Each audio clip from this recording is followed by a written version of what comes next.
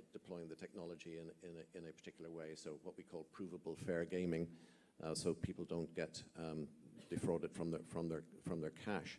The first application, as I say, was in lottery, but we see all sorts of other applications within the e-gaming community. So things like we heard from somebody in the esports space earlier on, casino, various other applications within the e-gaming world, I think are very, very well aligned with the technology. Gabrielle, any thoughts?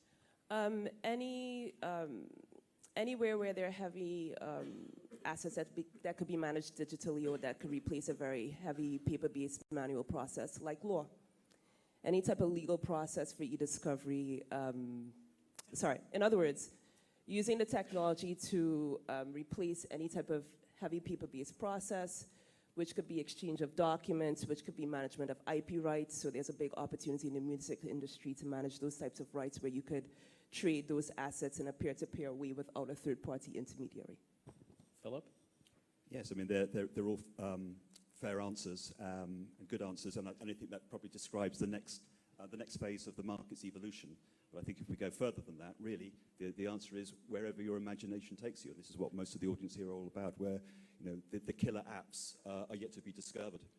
But of particular interest to us in Gibraltar is the intersection of artificial intelligence, the internet and the blockchain, that intersection between those to come up with solutions that none of us yet have really thought about. But when they happen, you think, oh my gosh, why didn't I think of that?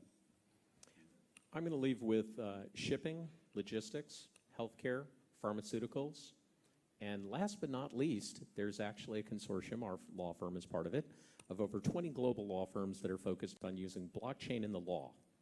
So we actually are looking at how can we streamline how we service all of you and how we can cut costs. I know that you may not believe that lawyers are actually looking to cut costs, but we are. Cut costs or replace? No, well, I think you could also argue we're trying to be more efficient and profitable in candor. So thank you all. Any questions? I know we're about out of time. Oh, geez. Okay, front row, please. One question. I'm sorry, it's going to be the front row then.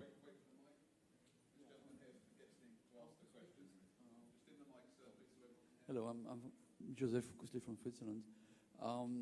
One question I think most of entrepreneurs have here is how can we avoid SEC and the Americans being a nuisance? Because we see blockchain pervasive and considering tokens as security and not utility for us is just totally wrong. So how can we get out of this kind of arm wrestling? So the question is, how, if I crystallize it down, how can we avoid the nuisance of the SEC if we're trying to do things like token offerings? I'll take the lawyer first. No, please. I'd love to hear what you all think. Okay, from a Gibraltar blockchain exchange, my advice will be twofold. Firstly, seek legal counsel from us. Many jurisdictions get legal guidance on everywhere that you want to market your token. And secondly, probably avoid America.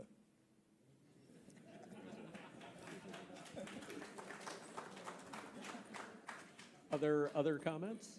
Yeah, I totally agree. There are other jurisdictions. There's Africa, there's India, there's Australia. You don't have to go to America. If any jurisdiction is sleeping at the wheel, I suggest you go elsewhere. I would say, please come to America. We do want to work with you. I mean, I have to tell you, I felt like Winston Churchill before World War II, warning people that Hitler was dangerous. When the Dow came out, people called me and said, Rick, what do you think? And I said, in America, it's a security.